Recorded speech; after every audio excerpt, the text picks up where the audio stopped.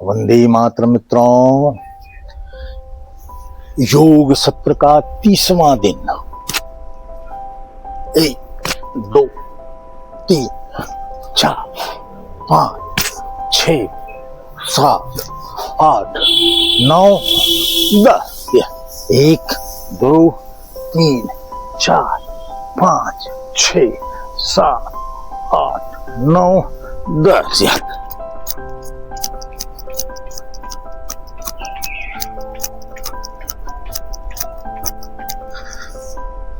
कमर को 1 2 3 4 5। ये वापस आइए। 1 2 3 4 5। ये 1 2 3 4 5 6 7 8 9 10। 1 2 3 4 5 6 7 8 9 10। 1 2 3 4 5 6 7 8 9 10। हाय 1 2 3 4 5 6। 1 2 3 4 5 6।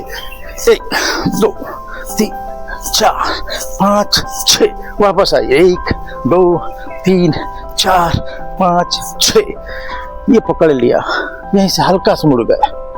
ये नसों का पूरा ऊपर से लेके नीचे तक जो भी संकुचन सिकुड़न है नसों में, वह सब स्वाभाविक रक्त प्रवाह में बदल जाएगी। ये 1 2 3 4 5 6 7 8 9 10। आइए।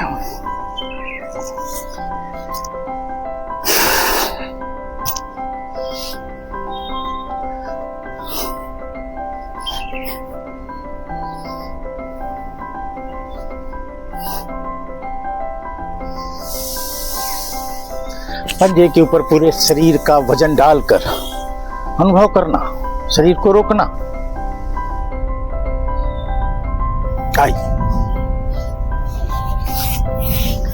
भारत माता के सानिध्य में बैठकर उनसे प्रेरित होकर उनके कार्य को संकल्प के द्वारा स्वीकार कर जब हम यौगिक क्रिया करते हैं तो हमारे अंदर जो ऊर्जा प्रकट होती है वह सामान्य ऊर्जा नहीं होती। वह ऊर्जा हमारे आत्मा के पांचों चरण को स्पर्श करती है। आत्मा शब्द है। आत्मा का नाम लेकर हम सब न जाने कितने संवाद करते हैं, लोगों को बताते हैं कि हम सबके अंदर आत्मा है। आत्मा परमात्मा का अंश है। हर शरीर में परमात्मा विद्यमान है। ये सभी बातें ऊर्जा के रूप में सत्य हैं। हाँ, परमात्मा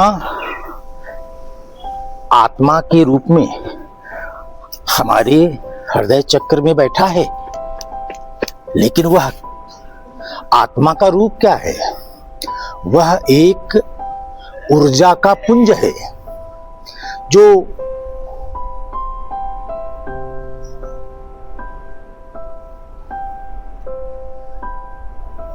पांच आवरणों से ढका हुआ है।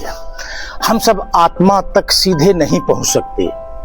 आत्मा तक पहुंचने के लिए हमें 5 चरण, जब हम 5वें चरण में प्रवेश करेंगे तब हमें आत्मा का अनुभव होगा। पहला चरण है अन्नमय कोश। इसे स्थूल शरीर माने जो अन्न के द्वारा निर्मित हो। शरीर, फिर शरीर की आवश्यकताएं, फिर शरीर से उत्पन्न क्रियाएं, इन सभी आवरणों को हम बोलते हैं अन्नमय कोश। यह अन्नमय कोश हमारे स्थूल शरीर के द्वारा आत्मा को पहले आवरण से ढकता है। या यूं कहा जाए कि आत्मा के लिए जो प्रथम शरीर चाहिए जिसमें वह निवास करेगी, जिस शरीर को धारण कर वह इस पवित्र दिव्य भूमि पर आएगी, उस आत्मा का जो पहला कोष है वह है अन्नमय कोष। अन्न से निर्मित गतिविधियां अन्न को प्राप्त कर, उन्हें सेवन कर, और उस सेवन के बाद जो शरीर से स्थितियां परिस्थितियां प्रकट होंगी वह सब अन्नमय कोष का अंग होंगी। जब हम अन्नमय कोष का सिद्धांत समझ लेते हैं, खान पान की शुद्धता को समझ लेते हैं, उस शुद्ध खान पान के आधार पर शरीर के सृजन की चिंता जब करने लगते हैं तो हमारा दूसरा आवरण स्पर्श करता है, वह है प्राणमय कोष। प्राणमय कोष हमारे 5 आवरणों में दूसरा है आवरण है, बाह्य आवरण। पहला बाह्य आवरण अन्नमय कोष, दूसरा बाह्य आवरण ऊर्जामय कोष। यह श्वास से संबंधित जितनी भी गतिविधियां हमारे शरीर के अंदर चलती हैं वह सब इसी कोष का अंग है। अगर श्वास हमारी बाधित है तो यह कोष अव्यवस्थित रहेगा और हम इस कोष से प्रभावित होकर बहुत से वह कार्य नहीं कर पाएंगे जिन कार्यों को करना हमारे लिए नितांत आवश्यक है। या यूं कहो कि यह प्राणवायु के बिना हमारा जीवन नहीं सधेगा, और जब जीवन नहीं सधेगा तो अन्य कार्य कैसे हो सकेंगे। इसलिए अन्नमय कोष के बाद हमारे इस प्राणमय कोष पर ध्यान देना बहुत ही आवश्यक है। श्वास प्रक्रिया का नाड़ी शोधन के माध्यम से उन्हें संतुलित करना, उन्हें जागृत अवस्था में लाना और शरीर के उन सभी अंगों पांगों के प्रति चिंतित रहना जो इस प्राणमय ऊर्जामय कोष से जुड़े हुए हैं। आइए, अन्नमय कोष, प्राणमय कोष। हमारा तीसरा कोष है मनोमय कोष। यह मन से संबंधित आवरण है। यह तीसरा आवरण है बाह्य, आत्मा का आंतरिक आवरण नहीं है। हम अन्न कोष से चले हैं, स्थूल शरीर, फिर इसकी प्राणवायु ऊर्जा, प्राणमय कोष, फिर मनोमय कोष। मन से संबंधित जितने भी विषय हैं वह सब इस कोष के दायरे में आते हैं। जब हमारा मन विचलित होगा, मन सधा हुआ नहीं होगा, मन चंचलता की सभी सीमाओं को स्पर्श कर रहा होगा, तो हम वह कोई कार्य नहीं कर पाएंगे, कोई किसी कार्य में स्थिरता नहीं ला पाएंगे जिस कार्य में स्थिरता के बिना वह हो पाना संभव नहीं है। अगर हमने अन्नमय कोष, प्राणमय कोष और मनोमय कोष को जागृत अवस्था में साध्य कर लिया है तो चौथा कोष प्रकट होगा, वह है विज्ञानमय कोष। विज्ञानमय कोष हमारे शरीर के अंदर बुद्धि, विवेक, चेतना से जुड़ा हुआ जितना भी आंतरिक वातावरण है वह सब इसी विज्ञानमय कोष के दायरे में आता है।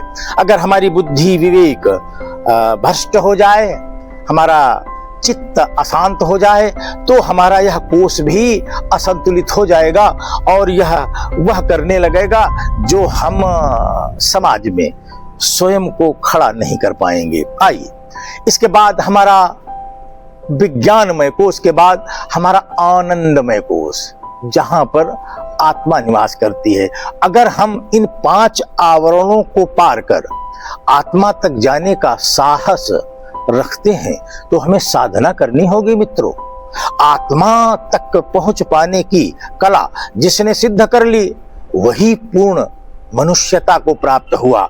हम सबको अपनी स्वयं की आत्मा के बारे में इतनी जानकारी तो रखनी ही होगी कि वह ईश्वर का रूप है और वह हमें मार्गदर्शित करने हेतु ईश्वर के अंश के रूप में हमारे शरीर में वह धारी हुई है।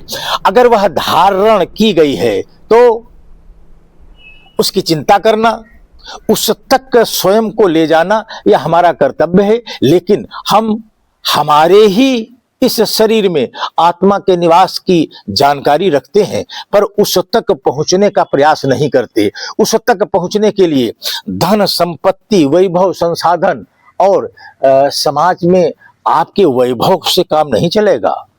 आत्मा के संकेतों को समझना, उसके करीब तक जाना और उसके स्नेह और प्रेम के आधार पर उसे अपना मार्गदर्शक बनाए रखना, इसके लिए हमें यह 5 कोश संज्ञान में लेने होंगे। पहला अन्नमय कोश, दूसरा प्राणमय कोश, तीसरा मनोमय कोश, चौथा विज्ञानमय कोश और 5वां आनंदमय कोश। जब हम 4 चरण बाह्य पार कर लेंगे तब हम 5वें चरण में प्रवेश करेंगे आनंदमय कोश, जहां पर सभी व्यवधान नष्ट हो जाते हैं। हम आत्मा में स्वयं को विलीन पाते हैं। वह स्थिति परम आनंद की होती है। यह परम आनंद की स्थिति हम सब प्राप्त कर सकते हैं नियमित योग, आसन और प्राणायाम से। हम एक साधक की भूमिका में प्रतिदिन प्रत्येक अवस्था में अपने शरीर को ऊर्जा से भरने का प्रयत्न करते हैं तो हम इन चरणों को पार करते हुए आत्मा की ओर जाते हुए दिखते हैं। अगर हमने यह प्रयास सतत जारी रखा तो हमें आत्म साक्षात्कार करने से कोई रोक नहीं सकता। आइए हम सब आज योग सत्र 30 के अंतर्गत 3 योग, ग्रीवा योग, कर्ण योग और चक्षु योग, 5 प्रकार के प्राणायाम, कपाल भाती, भस्त्रिका प्राणायाम, अनुलोम विलोम, भ्रामरी प्राणायाम और उज्जाई क्रिया, एक समापन सत्र में मंडूक आसन। इतना अभ्यास गृहस्थ जीवन के किसी भी व्यक्ति के लिए अनिवार्य हो। इसे समय में साध्य कर इसको अपने शरीर के ऊपर जागृत किया जाए तो हम कोई परिणाम अपने राष्ट्र व समाज को दे सकते हैं। आइए मेरुदंड को सीधा रखना, ध्यान की मुद्रा में आ जाना, ये गर्दन को तनाव मुक्त कर दीजिए, किसी भी तरह का तनाव। संख्या के साथ 1 2 3 4 5 6 7 8 9 10 1 2 3 4 5 6 7 8 9 10 1 2 3 4 5 6 7 8 9 10। यह 1 2 3 4 5 वापस आए 1 2 3 4 5। यह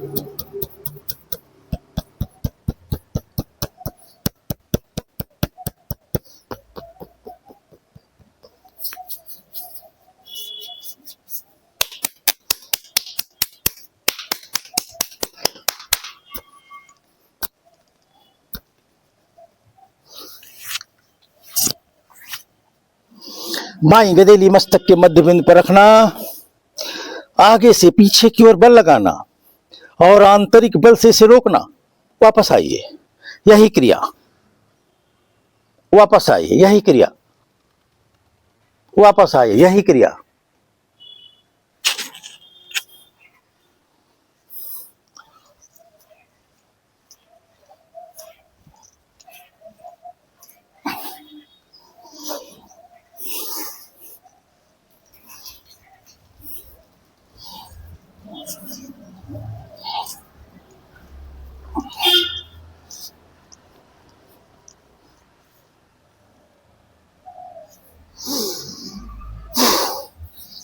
आइए, अब हम सब कर्ण योग की बेला में प्रवेश करेंगे। कर्ण योग हमारे सभी आवश्यक उन द्वारों को खोलता है जिन द्वारों से हम श्वसन प्रक्रिया का संचालन करते हैं। आइए, आज्ञा चक्र को विपरीत दिशा में ये दबाव देते हुए खींचना, घसीटना, ये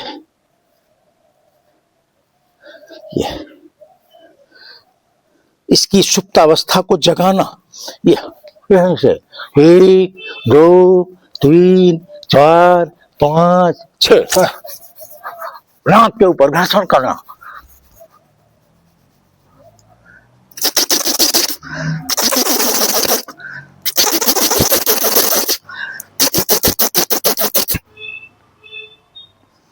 नीचे की ओर, ऊपर की ओर खींचना, ये मध्य वाला हिस्सा बाहर की ओर खींचना, उंगली डालना, ये कान के दूसरों तरफ दो, कान की जड़ों को हिलाना।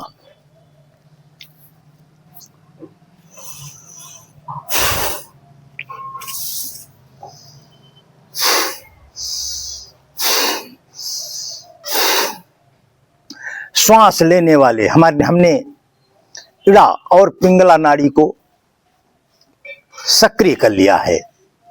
अब सुषुम्ना स्वतः समन्वय करते हुए इसके साथ सक्रिय होगी। अगर हमने इड़ा और पिंगला को जागृत नहीं किया तो सुषुम्ना समन्वय नहीं करेगी, सक्रिय नहीं होगी, तो प्राणायाम करने का फिर लाभ भी नहीं होगा, वह कार्य की श्रेणी में आ जाएगा, प्राणायाम से ऊर्जा प्राप्त करने का माध्यम नहीं रह जाएगा। आइए, चक्षु योग, ध्यान की मुद्रा में आना, आंख को इस अवस्था में लाकर रोक लेना, इस अवस्था को भंग न होने देना। अब आंख की पुतली का व्यायाम संख्या के साथ 1 2 3 4 5 6 7 8 9 10, दाएं बाएं 1 2 3 4 5 6 7 8 9 10, 1 2 3 4 5 6 7 8 9 10, 1 2 3 4 5 6 7 8 9 10, यहीं से 1 2 3 4 5 6, वापस आइए, 1 2 3 4 5 6, आंख को बंद कर लीजिए, गदेली को गर्म करिए, गर्म गदेली को चेहरे पर रख लीजिए, तभी आंख को अंदर ही खोलें। ऐसा कहा गया है, चक्षु करने के बाद सीधे आंख को वातावरण में न खोलें, इससे क्षति हो सकती है। आइए, हाँ, जबड़ों को, हाँ, जितनी ताकत हमारी इस मुट्ठी में होगी उतनी ही ताकत जबड़ों को फैलाने में लगेगी। ये संतुलन, हाँ,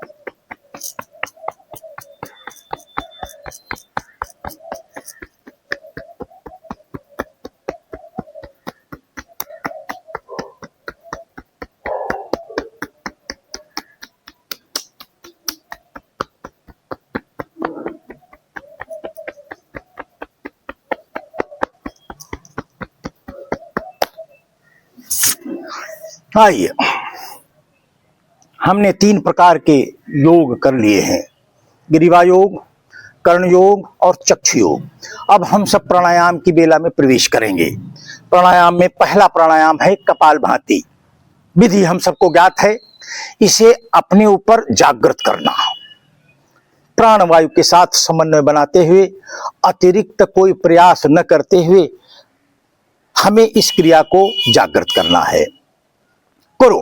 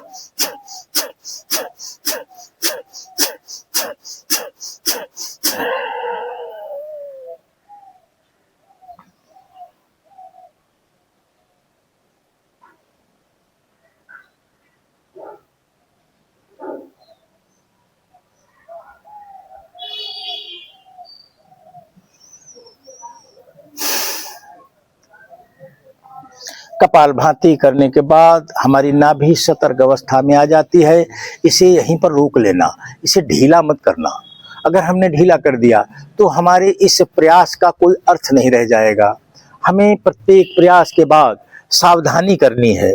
हमें प्रत्येक प्रयास के बाद स्वयं को शांत भी करना है। अंदर से, अंदर जो हलचल मचती है उसे अगर हम शांत नहीं करेंगे और दूसरी क्रिया को प्रारंभ कर देंगे तो यह उचित नहीं माना जाता। आइए, भस्त्रिका प्राणायाम विधि हम सबको ज्ञात है। इसमें पारंगत बनना, इसे अपने शरीर पर जागृत करना और स्वयं को सहज बनाना। आइए,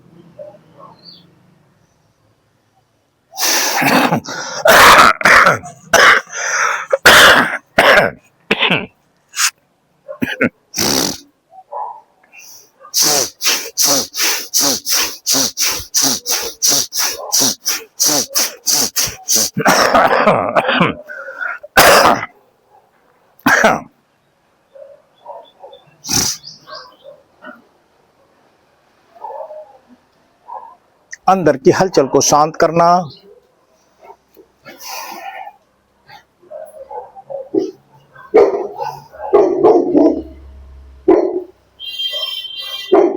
तीसरा प्राणायाम अनुलोम विलोम विधि हम सबको ज्ञात है। अनुलोम विलोम और नाड़ी शोधन, यह दोनों एक स्वभाव नहीं है। दोनों का स्वभाव भी अलग है, दोनों की क्रियाएं भी अलग हैं, पर प्रारंभिक चरण दोनों का एक है। हमने श्वास को भरना है और थोड़ी देर रोकना है और निकाल देना है, फिर इधर से भरना है, थोड़ी देर रोकना है और निकाल देना है। करो।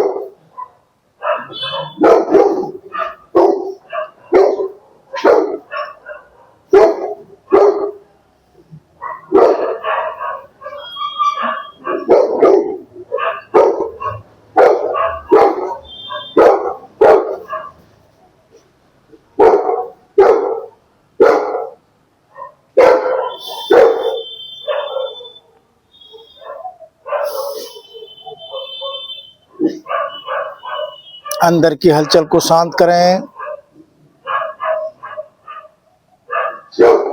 हमने अनुलोम विलोम में 2 प्रकार की क्रियाएं की हैं।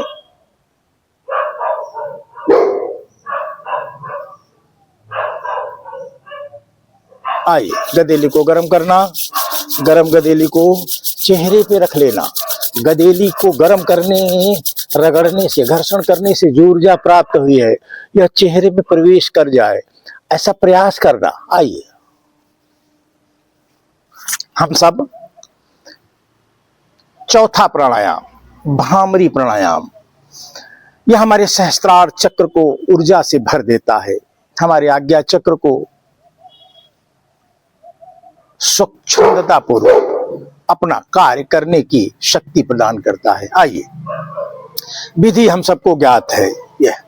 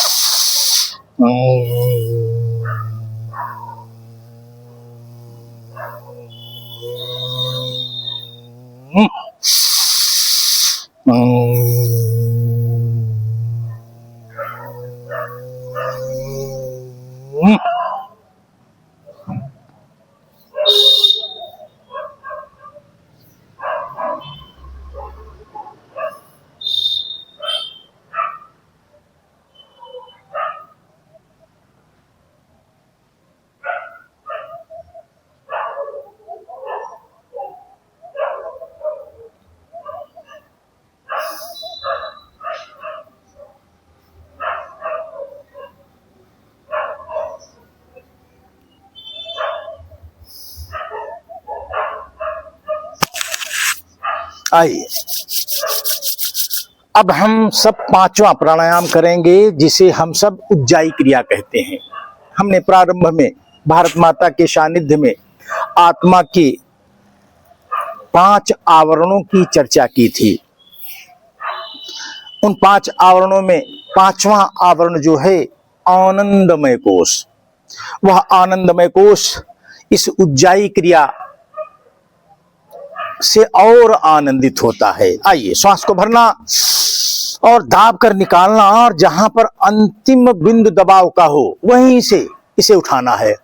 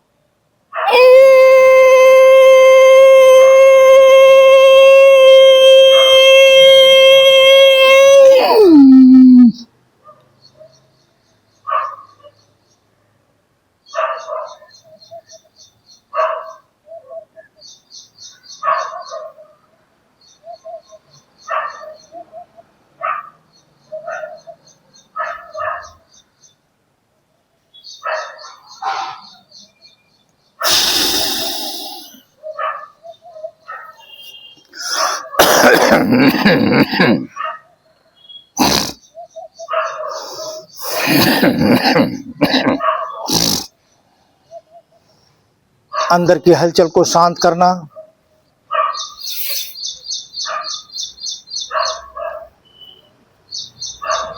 जोड़ों को खोल लेना। यह क्रिया गुल्ला को बहुत फायदा पहुंचाती है। जब हम बार बार पैर एक दूसरे के विपरीत दिशा में मोड़ते हैं तो यह गुल्ला, यह यह ये ये ये ये ये अब हम समापन बेला में प्रवेश कर चुके हैं। समापन बेला में हम मंडूक आसन को करने के बाद योग सत्र 30 आज यहीं पर स्थगित करेंगे। श्वास को भरना और बलपूर्वक निकाल देना। इस मंडूक आसन की विशेषता यह है कि अगर वायु का एक छोटा सा हिस्सा भी अंदर रह गया तो हमारे स्वाधिष्ठान चक्र को नियंत्रित कर पाना संभव नहीं होगा। आइए हम सब चक्रों के ज्ञान को समझें, विज्ञान को समझें। हमारा सहस्त्रार चक्र, हमारा आज्ञा चक्र, हमारा विशुद्धि चक्र, हमारा हृदय चक्र जिसमें आत्मा निवास करती है, हमारा नाभि चक्र जो रहस्यमयी है।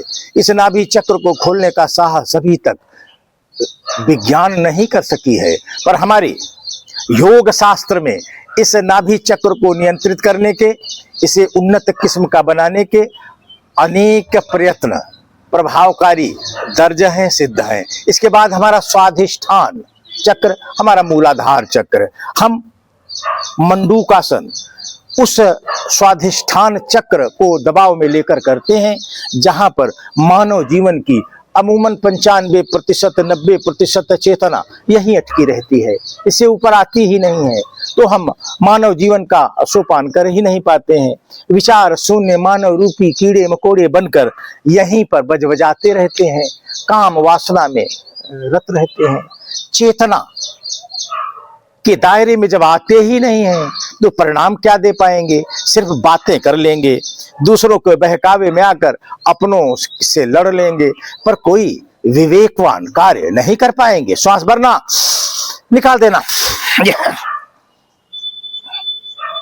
हमें अपने राष्ट्र व समाज को परम वैभव तक ले जाना है तो हमें सर्वप्रथम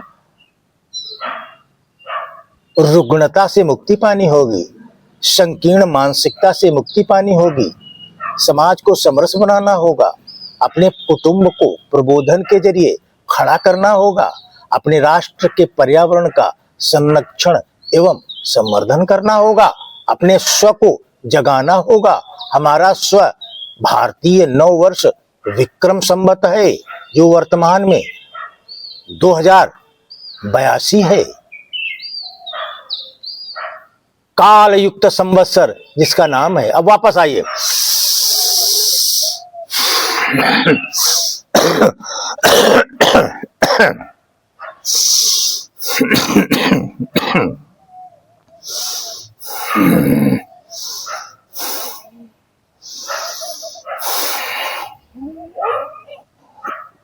आइए,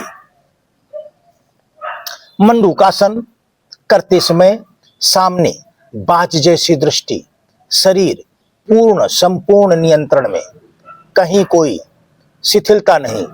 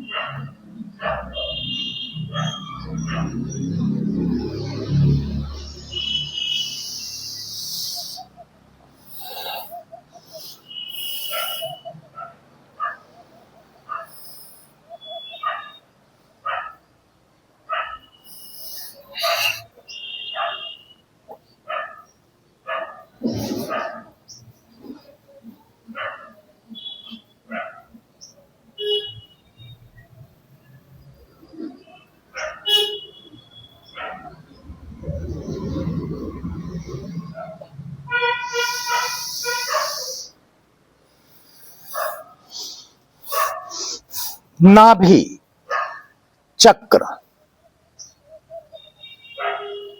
रहस्यमयी चक्र है। आइए, हमने आज योग सत्र 30 का समापन करना प्रारंभ कर दिया है। 3 बार योग का ओम का उच्चारण करेंगे, फिर 1 मिनट के लिए हम ध्यान की मुद्रा में चले जाएंगे और आज यहीं पर यह बेला, यह सत्र स्थगित कर देंगे। आइए 3 बार ओम का उच्चारण करो। ओम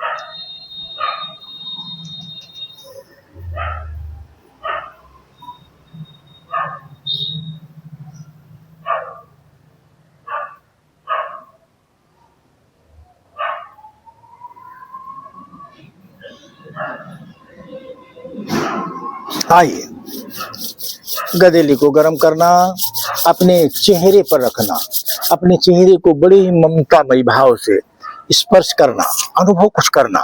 जब हमने योग सत्र प्रारंभ किया था, उस पर प्रारंभ के समय में जब हमने गदेली का घर्षण किया और चेहरे पे रखा, तो उतना चेहरा हमारा प्रसन्न नहीं था। इस समय हमारा चेहरा प्रसन्न है, माने हम प्रकृति के सानिध्य में जाकर अपने शरीर को ऊर्जावान बनाने का प्रयत्न सही तरीके से करते हुए दिख रहे हैं, वरना चेहरे में जो प्रसन्नता का भाव, यह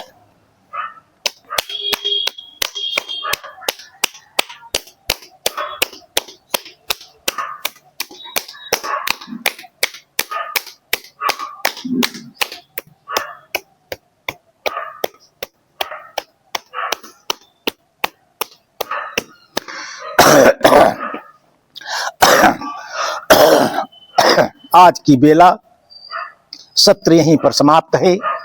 भारत माता के सानिध्य में बैठकर अपने राष्ट्र की संस्कृति का संरक्षण एवं संवर्धन करना भी हमारी नैतिक जिम्मेदारी में आता है। वर्तमान कालखंड में हमारी सांस्कृतिक विरासत को भुलाया गया है। हमारी सांस्कृतिक विरासत का जो प्रारंभिक बिंदु है उसे ही भुला दिया गया, ताकि संस्कृति की पहचान नष्ट हो जाए। हमारी संस्कृति का प्रारंभिक बिंदु हमारा वर्ष प्रतिपदा है, हमारा संवत्सर है, हमारा स्वदेशी संवत्सर है, हमारा नव संवत्सर है, हमारा विक्रम संवत है। हमारी इस राष्ट्रीयता को, प्रारंभिक राष्ट्रीयता को भुलाकर शेष सभी कार्य करने को कहे गए। हम सब अंबेडकर के संविधान के आधार पर अपनी राष्ट्रीयता को भूलकर शेष सभी कार्य करना प्रारंभ कर चुके हैं। इसलिए अब हमें अपने राष्ट्र व समाज में कहीं कोई चीज अप्रिय या गंदी दिखती है तो उस गंदगी को साफ करने का जबान से वाक्य तो निकलता है, पर अंदर हम गंदगी ना करें, स्वप्रेरित भाव से अपने राष्ट्र को गंदा ना करें, यह भावना नहीं जगती। हम मुंह से, शब्दों से तो बहुत कुछ कह लेते हैं, पर भावना शून्य होकर, यही दिक्कत है हमारी भारत माता के साथ। हमारी भारत माता कहती हैं, हमें शब्दों से हमारी तारीफ या हमारा प्रोत्साहन मत करो, हमारा संरक्षण मात्र शब्दों से मत दो। अगर हमें कुछ देना है तो अपनी भावना हमारे लिए समर्पित कर दो, सब समाज अपना लगने लगेगा। ये भी लगने लगेगा कि वह जो हमारे वंचित बंधु हैं, अन्य अन्य अनेक जातियों में विभक्त कर उन्हें दूर कर दिया है, उनको भी तो करीब लाना है, उनको भी तो उठाना है। अगर वह न उठ पाए तो हमारी भारत माता कैसे ऊपर उठेंगी? इसलिए सिर्फ हमें उठना है। यह विदेशी सोच है, पाश्चात्य सभ्यता की सोच है। सनातन संस्कृति सिर्फ मैं उठूं, शेष हमारे चारों तरफ हमारे स्वबंधु वहीं रह जाएं, या हमारी संस्कृति नहीं है। हम सर्वे भवन्तु सुखिनः, सर्वे सन्तु निरामया, सर्वे भद्राणि पश्यन्तु मा कश्चित् दुःखभाग् भवेत्। ओम शांति शांति शांति। आज के इस प्रसारण को यहीं पर स्थगित किया जाएगा। कल पुनः भेंट होगी।